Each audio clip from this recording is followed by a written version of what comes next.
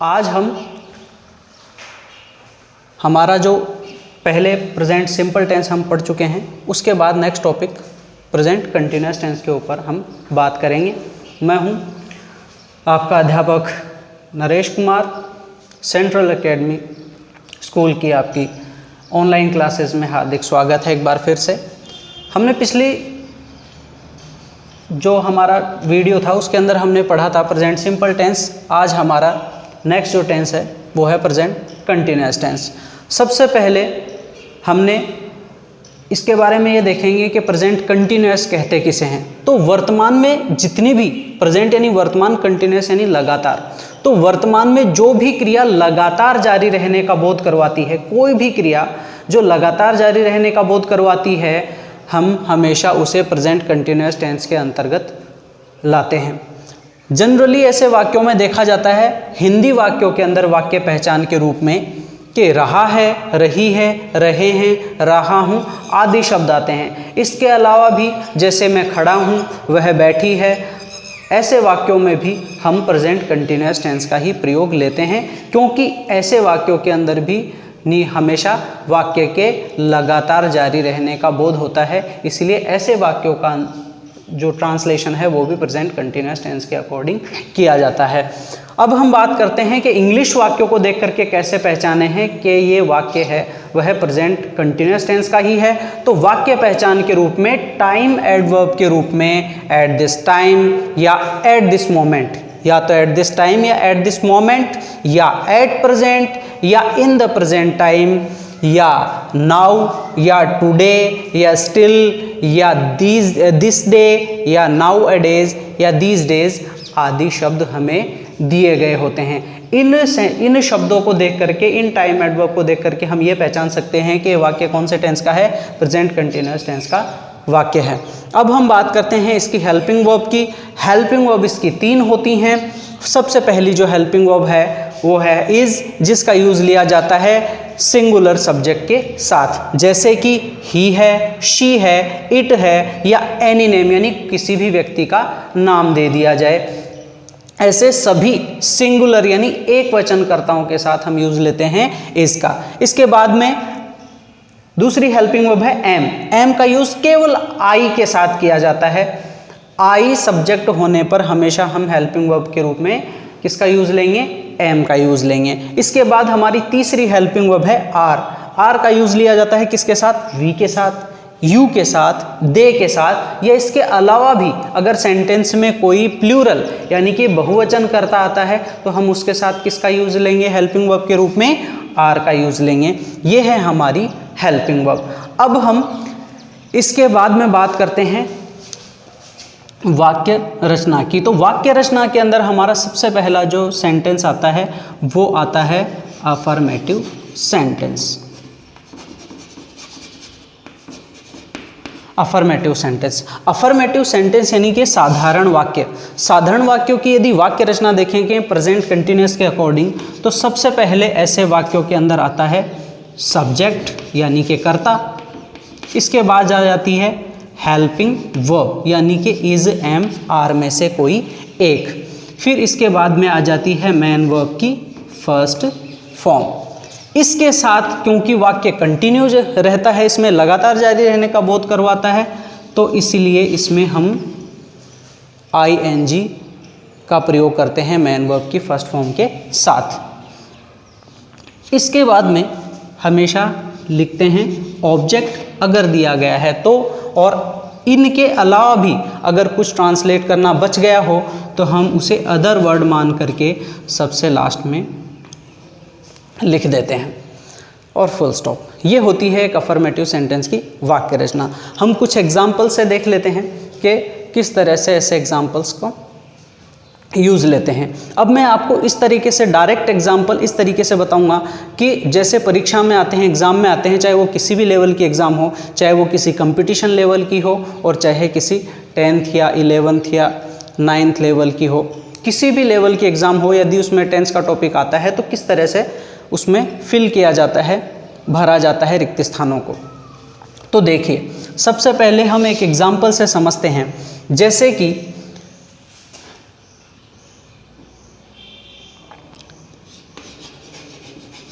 दे रखा है राम, यहाँ पे हमें एक ब्लैंक दे दिया जाता है, रिक्त स्थान दे दिया जाता है भरने के लिए, और हमें दे दिया जाता है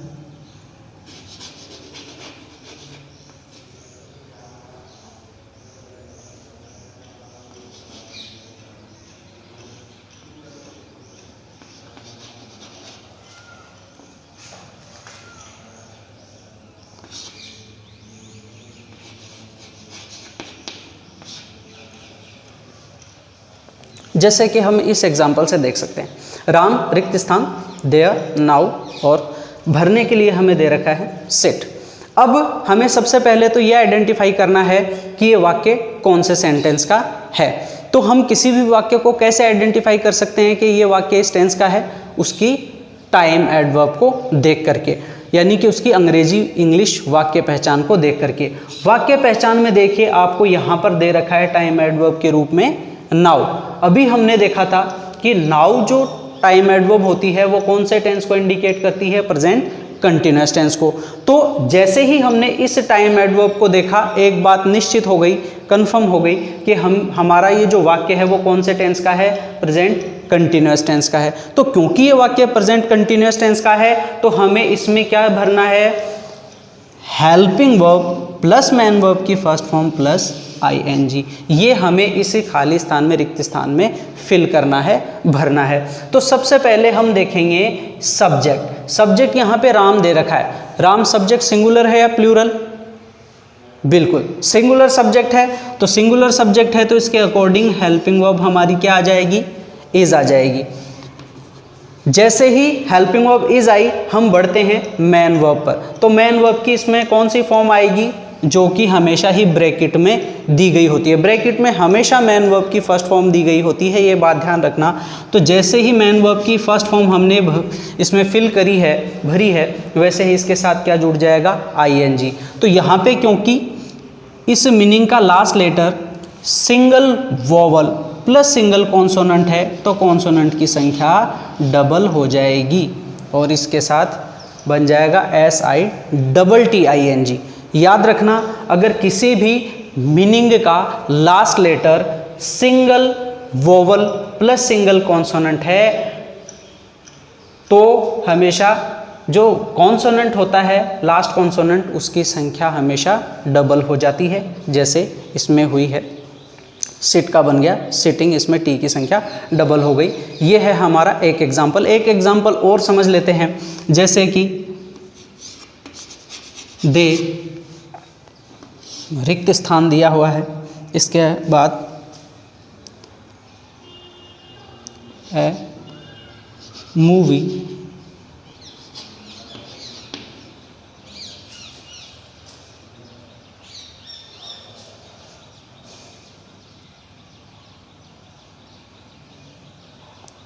एट दिस टाइम। हमें भरने के लिए यहाँ पर मान लीजिए दे दिया वॉच। दे रिक्त स्थान ए मूवी एट दिस टाइम, और भरने के लिए हमें दे रखा है वॉच। अब इसमें भी हमें सबसे पहले वही देखना है जो कि हमने ऊपर वाले सेंटेंस में देखा था कि सबसे पहले हम इस वाक्य को आइडेंटिफाई करेंगे, पहचानेंगे कि वाक्य कौन से सेंटेंस का है। तो वाक्य हम किससे पहचान सकते हैं? टाइम एडवर्ब के द्वारा। तो टाइम एडवर्ब यहाँ पे हमें क्या दे रखा है? At this time. तो एट दिस टाइम कौन से टेंस को इंडिकेट करता है? बिल्कुल प्रेजेंट कंटिन्यूअस टेंस को, जैसा कि मैंने एग्जांपल्स में आपको बताया था। तो एट दिस टाइम और एट दिस मोमेंट है वो व्यक्त करता है प्रेजेंट कंटिन्यूअस टेंस को। तो ये प्रेजेंट कंटिन्यूअस के टेंस के अकॉर्डिंग सबसे पहले हमें ये बात पता चल गई कि ये वाक्य है वो प्रेजेंट कंटिन्यूअस टेंस का है। क्योंकि ये वाक्य प्रेजेंट कंटिन्यूअस टेंस का है तो सबसे पहले हम दे के अकॉर्डिंग इसमें हेल्पिंग वर्ब यूज लेंगे आर, क्योंकि दे है वो प्लूरल सब्जेक्ट है। तो दे के साथ प्लूरल सब्जेक्ट होने के कारण, दे प्लूरल सब्जेक्ट होने के कारण हम यहाँ पर आर हेल्पिंग वर्ब का यूज लेंगे और इसके अकॉर्डिंग इसके बाद यहाँ पर वॉच दे रखा है तो मेन वर्ब की फर्स्ट फॉर्म दे रखी है वॉच, इसको हम वॉच ऐसा कैसा लिख देंगे और ing इसमें ऐड कर देंगे, आ जाएगा वॉचिंग। ये हमारा वाक्य में रिक्त स्थान को भरने का तरीका है। तो ये तो थे हमारे अफर्मेटिव सेंटेंस। अब हम बात करते हैं नेगेटिव सेंटेंस के बारे में।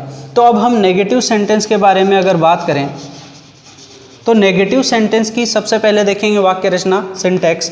सिंटैक्स यानी कि वाक्य रचना जो है उसमें सबसे पहले आता है सब्जेक्ट, फिर हेल्पिंग वर्ब, उसके बाद नॉट, उसके बाद मेन वर्ब की फर्स्ट फॉर्म, इसके साथ आईएनजी ऐड हो जाता है, इसके साथ ऑब्जेक्ट और फिर अदर वर्ड जो कुछ भी बच जाता है वो, और लास्ट में फुल स्टॉप। ये होती है नेगेटिव सेंटेंस की वाक्य रचना। अब इसके अकॉर्डिंग भी एग्जांपल्स देख लेते हैं, उसी तरीके से देखेंगे क्योंकि हमें एग्ज़ाम में आता है कि हम फिल इन द ब्लैंक्स यानी कि रिक्त स्थानों को कैसे भरें, तो उसी के अकॉर्डिंग देखेंगे। जैसे कि एग्जांपल वी रिक्त स्थान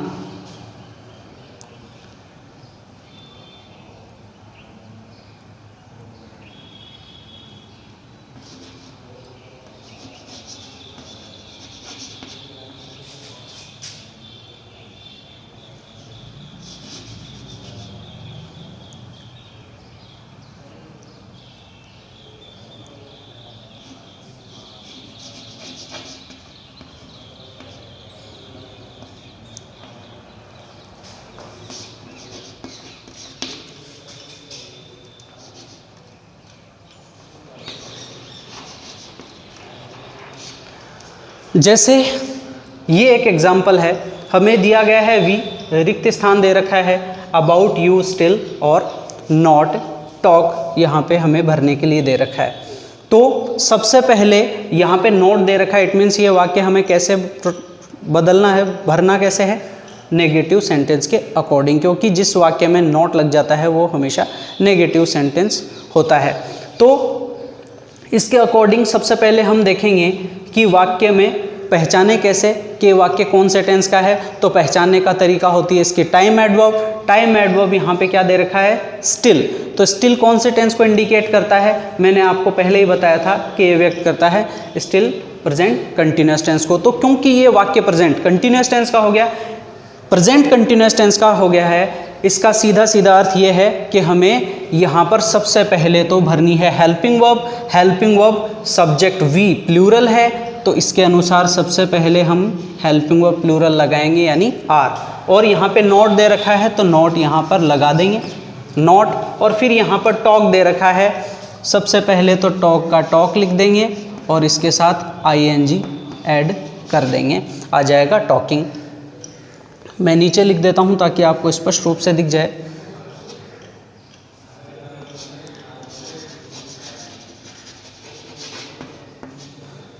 we are not talking about you still.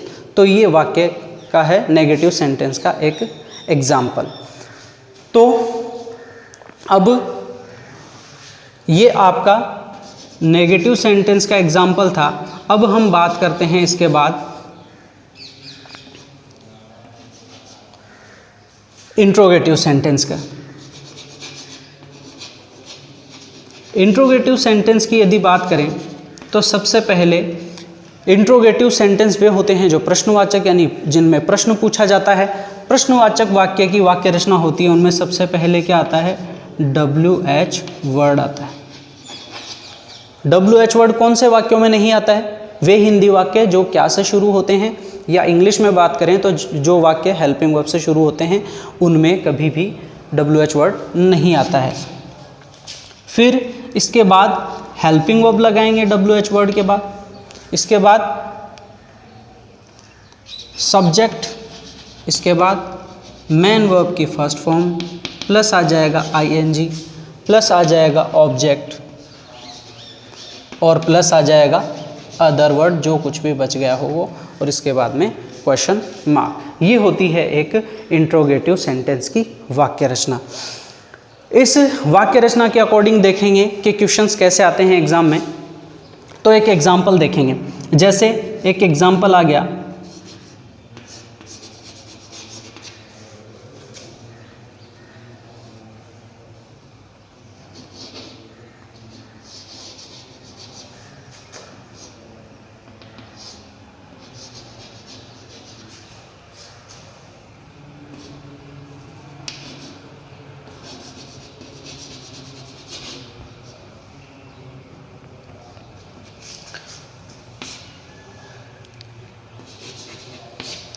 जैसे कि ये सेंटेंस हमें दिया गया है, यहाँ पे क्वेश्चन मार्क है, वॉट रिक्त स्थान, यू रिक्त स्थान, हियर टुडे और क्वेश्चन मार्क। सबसे पहले वाक्य को ये देखना है कि क्वेश्चन मार्क दे रखा है, तो इट मीन्स ये कौन सा सेंटेंस है, इंट्रोगेटिव सेंटेंस है, प्रश्नवाचक वाक्य है। वाक्य प्रश्नवाचक है, ये हमें पता चल गया। अब इसके बाद हमें देखनी है इसकी टाइम एडवर्ब, यानी इस वाक्य को पहचानने का तरीका। टाइम एडवर्ब यहाँ पे दे रखा है क्या, टुडे।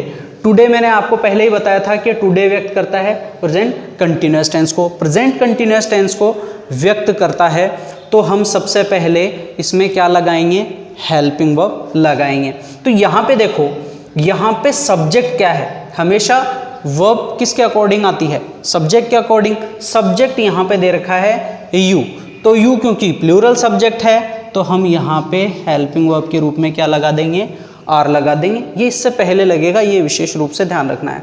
फिर जो सेकंड जो हमारा रिक्त स्थान दे रखा है उसमें हमें भरना है मैन वर्ब। मैन वर्ब यहाँ पर दे रखी है डू, तो सबसे पहले तो डू का डू लिख देंगे, और क्योंकि ये वाक्य प्रेजेंट कंटिन्यूअस टेंस का है तो ING इसमें ऐड कर देंगे, बन जाएगा डूइंग। तो बन जाएगा डूइंग, DOING, डूइंग। वाक्य बन जाएगा what are you doing here today और क्वेश्चन मार्क। तो यहाँ पर ये है हमारे इंट्रोगेटिव सेंटेंस का एक एग्जाम्पल।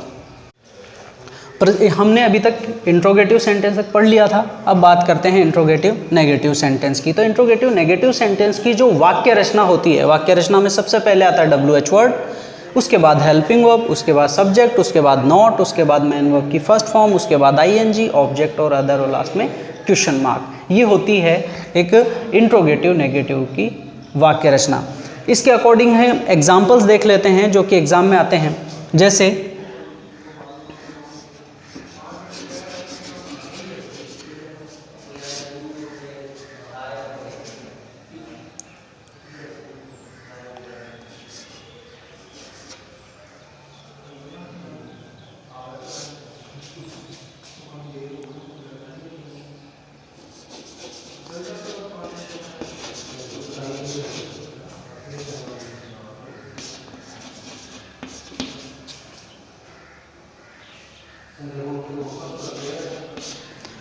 जैसे कि फॉर एग्जांपल हमने एक ये सेंटेंस लिखा है, वेयर रिक्त स्थान, ही रिक्त स्थान, नाउ अ डेज क्वेश्चन मार्क और नॉट गो। अब सबसे पहले तो इसमें देखो नॉट गो दे रखा है, इट मीन्स ये नेगेटिव के अकॉर्डिंग बनेगा। इसमें नेगेटिव के अकॉर्डिंग ही हमें इसे भरना होगा। अब हमें सबसे पहले पहचाना है कि वाक्य कौन से टेंस का है। तो पहचानने के लिए सबसे पहले हम क्या देखेंगे, इसमें टाइम एडवर्ब। टाइम एडवर्ब हमें यहाँ पर दे रखा है नाउ अ डेज। तो नाउ अ डेज व्यक्त करता है प्रेजेंट कंटिन्यूअस टेंस को। तो प्रेजेंट कंटिन्यूअस टेंस को क्योंकि ये अभिव्यक्त करता है तो इसके अकॉर्डिंग सबसे पहले हमें लगानी पड़ेगी हेल्पिंग वर्ब। तो हम यहाँ पर हेल्पिंग वर्ब लगा देंगे इस ही सब्जेक्ट के अनुसार इज। यहाँ पर हमने इज लगा दिया, इसकी जगह अगर हम नॉट को यहाँ न लगा करके यहाँ यानी कि हेल्पिंग वर्ब के साथ लगाना चाहें तो हम इसके शॉर्ट रूम में इजंट इस तरह से भी लगा सकते हैं। दोनों ही सही हैं, लेकिन नोट या तो हेल्पिंग वर्ब के साथ इस तरह से लग सकता है या फिर मेन वर्ब की फर्स्ट फॉर्म के साथ सेपरेटली लग सकता है। अगर हम इसके अकॉर्डिंग देखें तो यहाँ पर हम सबसे पहले लगाएंगे नॉट और फिर उसके बाद मेन वर्ब दे रखी है गो, इसके साथ ING जोड़ देंगे, बन जाएगा गोइंग। अगर यहाँ पे इजंट लिखते तो यहाँ पे नॉट नहीं आता, इजंट और फिर यहाँ पे केवल गोइंग आ जाता। तो ये था इंट्रोगेटिव नेगेटिव सेंटेंस का एक और एग्जाम्पल। आज के लिए इतना ही। आई होप आपको ये समझ में आया होगा। मिलते हैं अगले हमारे टेंस जिसका नाम है present perfect tense. So have a nice day.